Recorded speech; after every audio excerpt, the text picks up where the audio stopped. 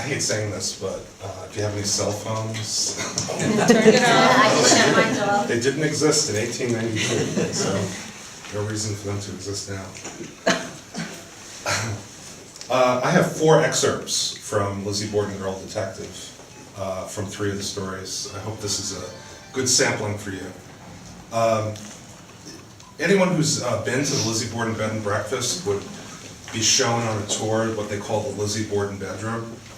And off to the side of the Lizzie Borden bedroom is this much smaller room. And this is called the Emma Borden room.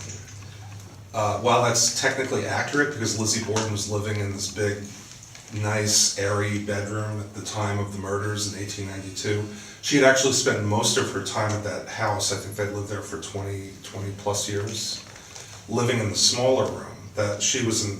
She basically grew up in the much smaller room, and Emma had the much larger room. Emma was her older sister. So that little fact, which I think the tour guides do tell you, adds some psychological insight into the relationship between Emma and Lizzie. And at the beginning of this story, which opens in October of 1876, I kind of speculate here about when Emma's out of the house, Lizzie kind of takes over her room. On the very morning that Lizzie Borden of Fall River first heard of the puzzling Professor Wells and embarked on one of her most baffling adventures as a girl detective, she was lounging about in her sister Emma's airy and sunlit bedroom. Reclining on the fainting sofa, she basked in the heat and light of the southern exposure despite the late autumn season. Holding a pearl-handled mirror up to her face, she solemnly examined her pouty cheeks, her wide eyes, and short eyebrows, feeling with her fingertips the texture of her skin. "One day, Lizzie Andrew Borden," she spoke softly to her own image, "you shall be known all throughout this commonwealth. Children shall be singing your praises." The bedroom door disrupted her reveries. It rattled hard against the dresser that Lizzie had propped against it. This was followed by a low grumbling. Lizzie put down the mirror, braced herself, knowing that the door would soon open. When it did, it pushed aside the dresser that groaned forward into the room, in its turn disheveling the carpet. There stood Emma Borden, her older sister, who, as was apparent from the street dust in her dress hem dragging behind her, had been running errands. Emma stood fish-mouthed, her eyes lighting up as she soaked in the invasion of her private space. "I suppose you were wondering," Lizzie said, getting to her feet and hand-ironing her skirt, "why I'm not locked up in my own room."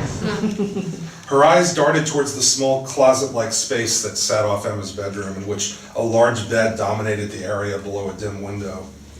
"Perhaps your seminary education did not include the art of measuring walls," Lizzie scoffed. Emma's eyes ran rampant over her sister's face, then her words flowed just as freely as they'd previously been frozen. "You pretend that you have the disadvantage," Emma shouted, her voice passionately reaching upward.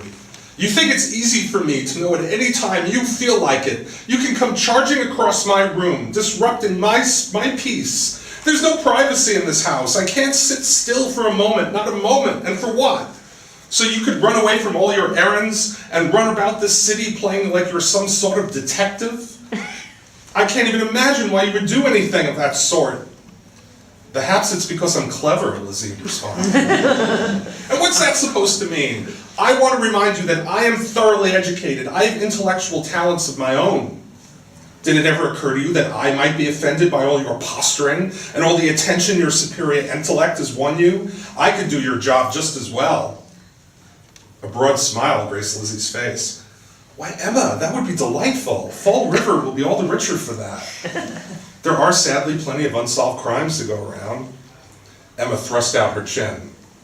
"I have no doubt in my mind that I can do what you can do. There's no trick to it. It's all common sense." "Common sense? Well, let me demonstrate, dear Emma, why I am a girl detective, and you've been making runs to the family farm to gather eggs for father. I have a puzzle for you, and I want you to solve it. It's a simple one." Emma's eyes turned upward as they narrowed. "Proceed," she challenged. Lizzie cleared her throat.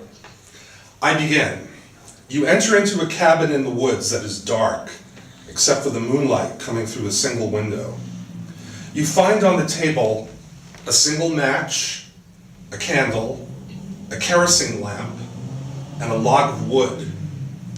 Now keep in mind there is only one item, including only one match. The mystery is, which would you light first? Emma closed her eyes as if trying to crank the gear shafts of her mind. Oh, that is obvious, she finally announced. I suppose I should hang out my shingle as Emma Borden, girl detective, for I have solved your little mystery. The candle will be the one to light first. Why so? Asked Lizzie. The candle is the easiest to ignite. It takes but an instant. And besides, you never said the kerosene lamp had any oil in it. That may have been a trick. And the log of wood would need a fireplace, which you have not described. Thereby, confronted by a single match, a candle, a lamp, and a log of wood, I would first light the candle. Then if the lamp has any oil, I could transfer the flame to it from the candle. And if the cabin does indeed have a fireplace, I could set ablaze the log with generous fire from the lamp. That, dear Lizzie, is how a seminary girl thinks. Lizzie smiled and began walking past Emma on her way to the hallway. You would have to light the match first, she said. And that is how a girl detective thinks. Emma stopped breathing as her hands curled into fists and Lizzie descended the staircase, softly humming to herself.